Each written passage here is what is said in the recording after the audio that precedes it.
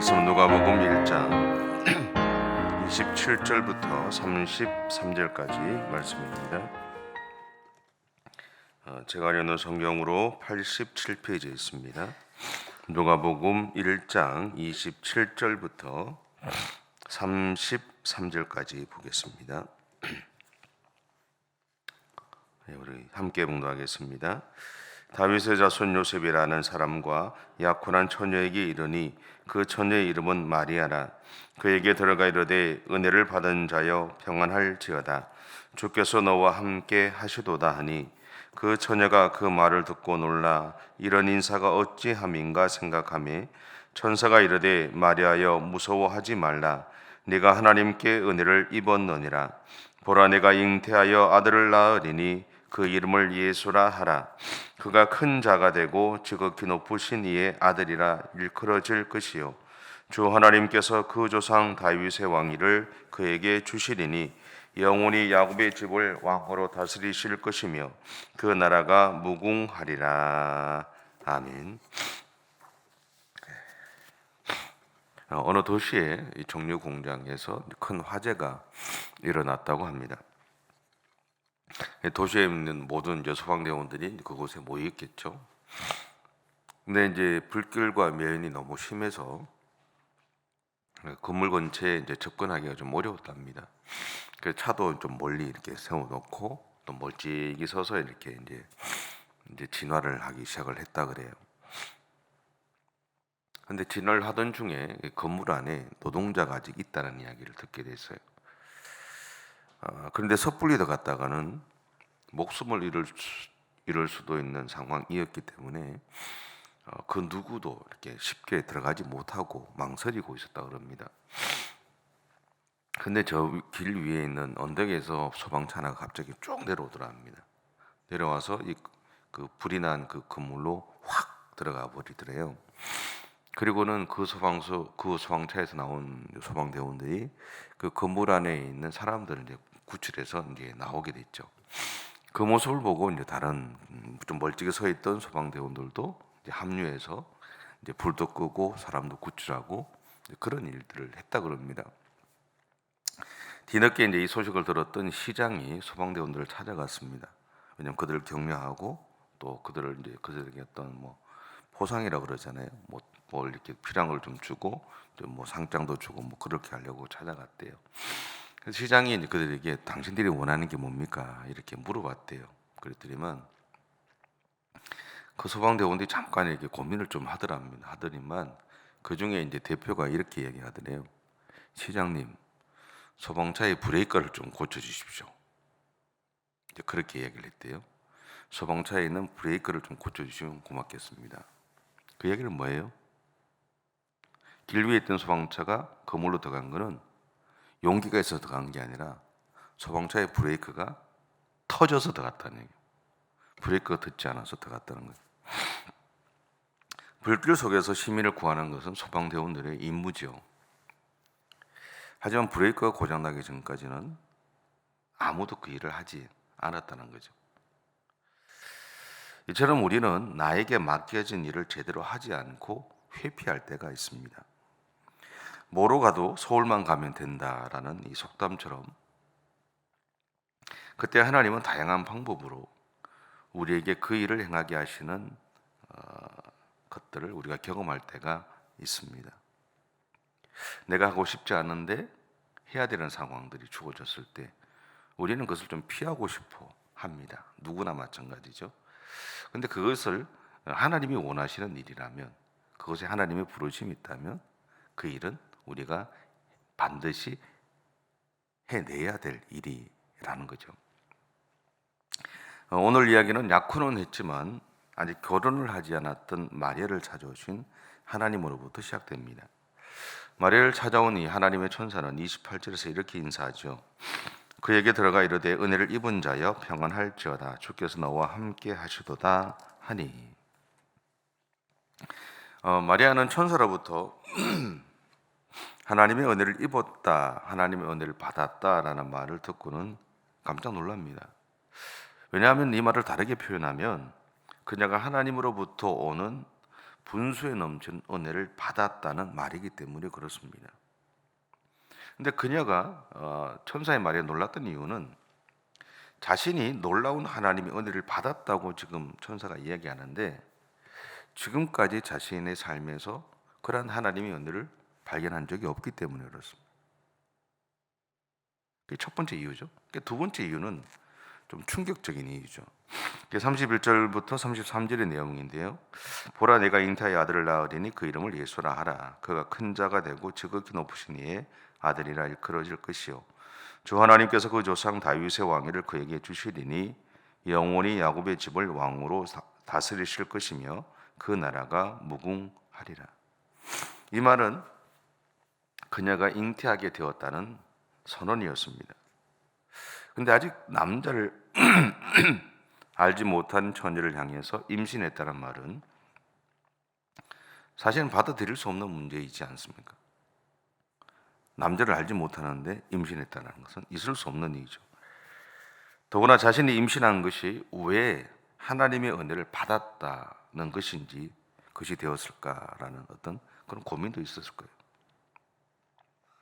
왜냐하면 당시 유대 사회에서 이 처녀가 임신했다라는 말은 돌에 맞아 죽어야 하는 일이었습니다. 왜냐하면 처녀가 임신했다는 것은 그녀가 결혼 전에 자신의 정결함을 유지하지 못하고 성적인 욕심에 빠졌다는 것을 의미하기 때문이죠. 그렇지 않고는 어떻게 할 수가 없잖아요. 처녀가 임신한 것은 그녀가 간음을 했다는 것을 증명하는 일이었거든요. 그래서 마리아와 정혼했던 이 요셉이라는 사람도 그녀가 임신한 사실을 듣고는 마리아를 데리고 오기를 주저했다라고 성경은 정언을 하지 않습니까?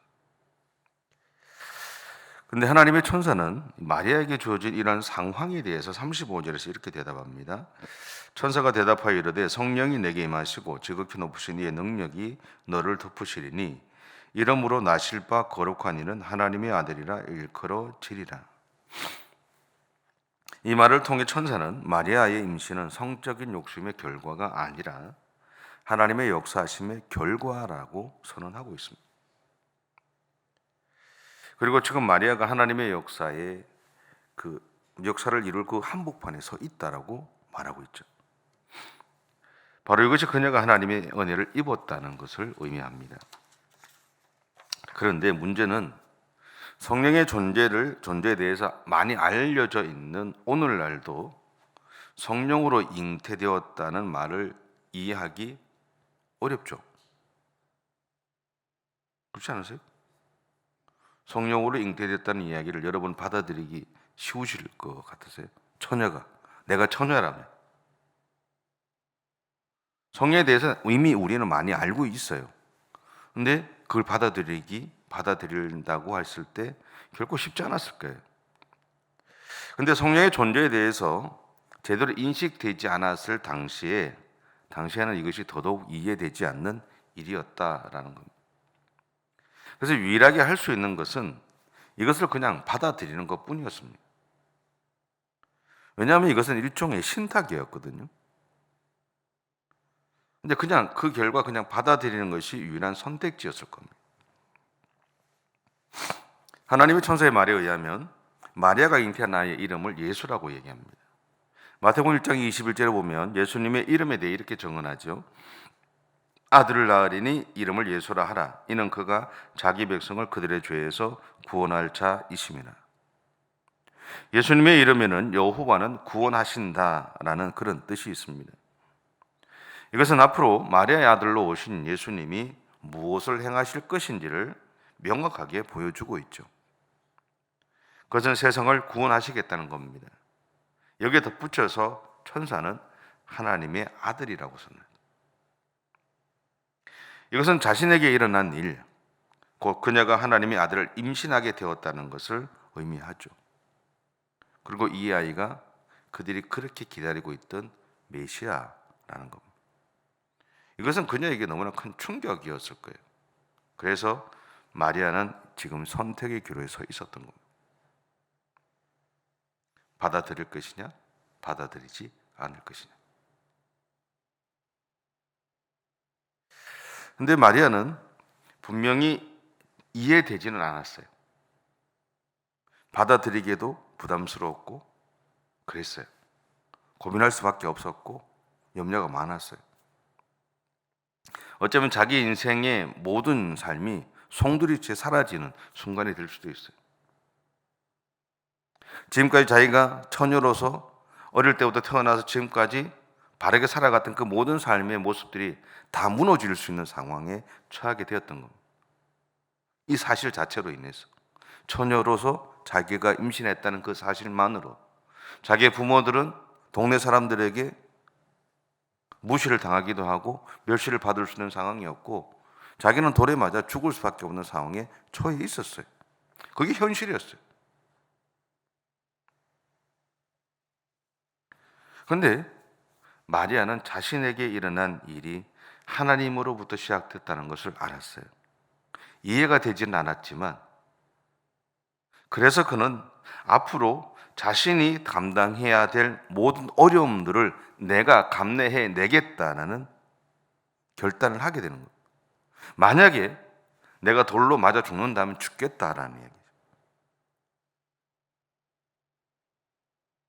남들이 나에 대해서 오해를 해서 내가 모욕을 당해도 당하겠다는 것이고 내 부모가 그런 모욕을 당해도 당하겠다는 거예요. 그런데 그녀의 중심 속에는 뭐가 있냐면 그럼에도 불구하고 당신들은 모르지만 이 일은 하나님으로부터 시작되었어. 그 이야기는 내가 만약에 돌에 맞아 죽으면 그건 하나님의 몫이잖아요. 내 몫이 아니죠. 받아들이는 것은 내 몫이지만 순종하는 것은 내 몫이지만 결과에 대한 건 하나님의 몫이에요. 내가 순종했는데 내가 받아들였는데 그 일이 이루어지지 않게 한다는 건 하나님의 뜻이죠.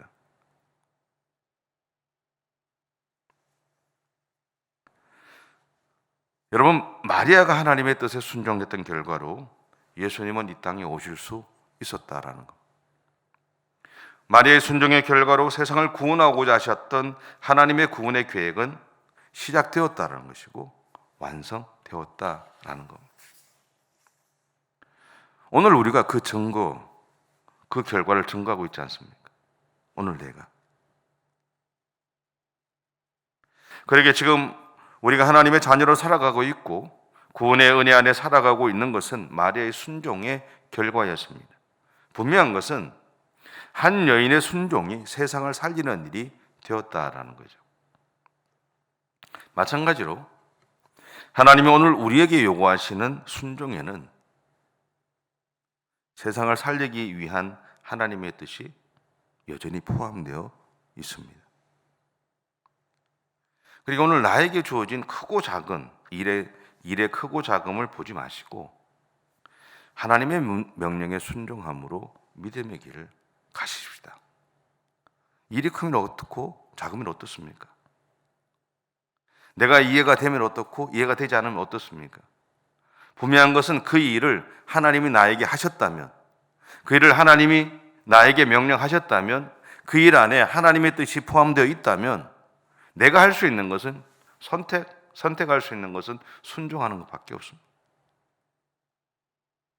근데 마리아를 통해서 하나님이 세상을 살리는 일을 행하셨던 것처럼 오늘 우리가 행하는 순종함, 그게 크든 작든 상관없이 행하는 모든 순종함에는 세상을 향한 하나님의 뜻이, 세상을 살리기 위한 하나님의 뜻이 그 안에 분명히 포함되어 있다는 사실들을 기억하십시오. 그러면 어쩌면 오늘 우리가 하나님 앞에서 순종하는 것이 조금 더 쉬울 줄 모르겠습니다. 아무 의미가 없는 순종이 아니라 내가 이렇게 순종한다고 무슨 일이 일어나겠어? 안 일어나면 어떻습니까? 내 몫은 아니잖아요. 일이 일어나고 안 일어나고는 내 몫이 아닙니다. 내가 하는 건 내 몫은 순종하는 거죠. 하나님이 나에게 하신 그 뜻에 내가 순종함으로 나아가는 거죠. 결과는 하나님의 몫입니다. 결과까지 내가 책임질 건 없어요. 그냥 내가 순종함으로 가는 거죠. 제가 여러분에 그런 얘기 말씀드렸잖아요. 제가 이 교회 올 때, 우리 교회 올 때 정목사님이 저한테 이야기하셨을 때 올 때 딱 한 가지만 말하고 왔어요. 하나님은 내가 한번 따라가 보겠습니다. 어떻게 일하실지 모르겠어요. 그건 제 몫은 아니잖아요. 지금 돌아보니 하나님이 그렇게 하려고 데리고 오셨구나라고 생각을 할 뿐이에요. 결과는 내 몫은 아니죠. 제가 하는 거는 그냥 순종함으로 왔을 뿐이에요.